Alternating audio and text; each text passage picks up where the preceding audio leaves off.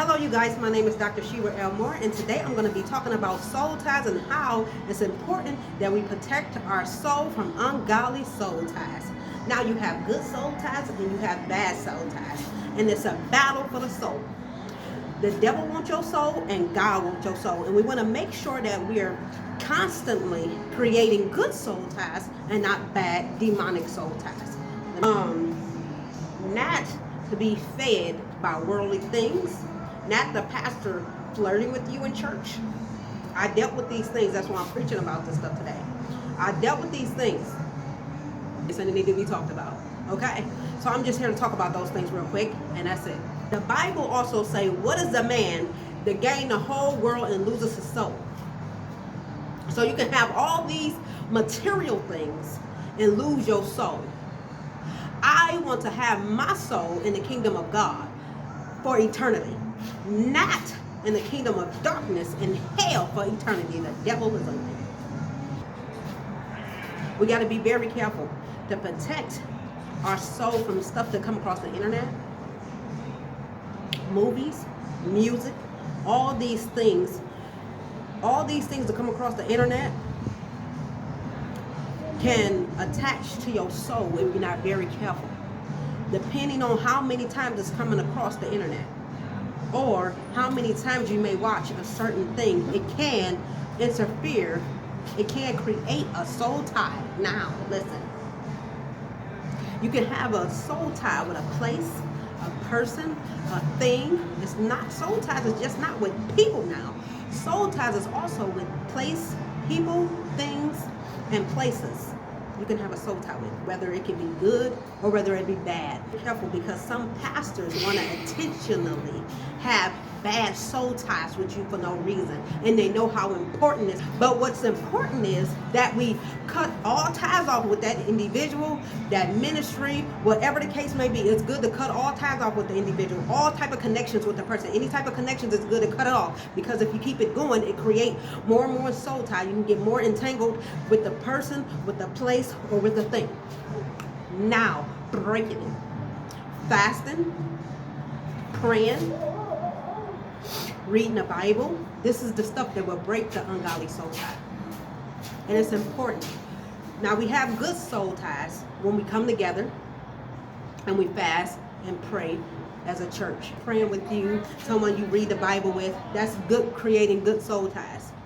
But bad soul ties, if y'all working together and stuff like that, that's good soul ties. If y'all have a positive work relationship. If you are in an ungodly soul ties where you stressed out at work, you don't want to go to work anymore, you dread going to that job, that's having a bad soul tie with your job. That's not good.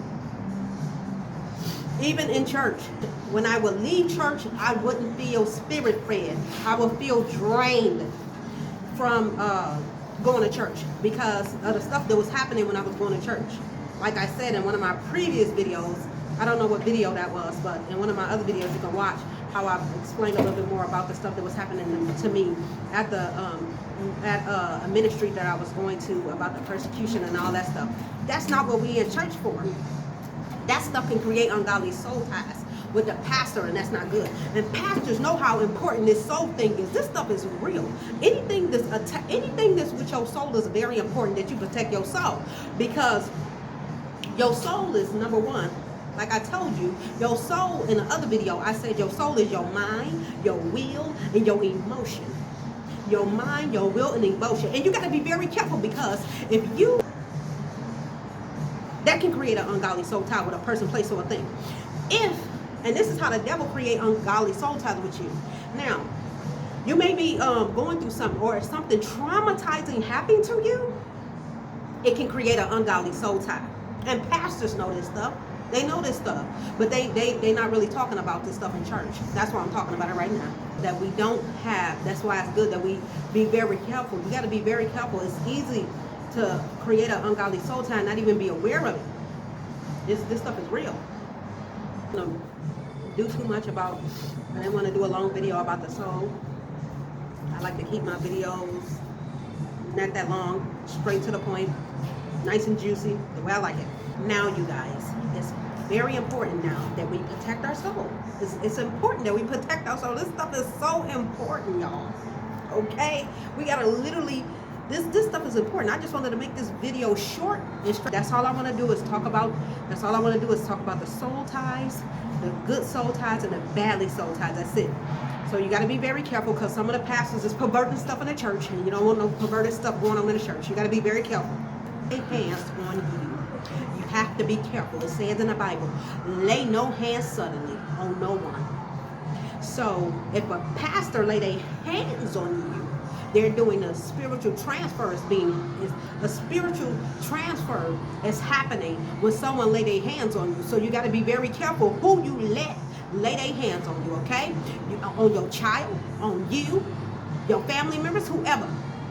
You better pray before you let anybody lay their hands on you. You got to be very careful, because whatever spirit that's on that pastor, it's a spiritual transfer is being done when a person do an impartation and lay hands on you. So you got to be very careful about that. That's another thing I want to talk to you about too, since we're talking about the soul here. I just wanted to throw that in there real quick too. So see you guys later. I bless you. I thank you for coming on my channel. Thank you so much. See you guys later. Bye.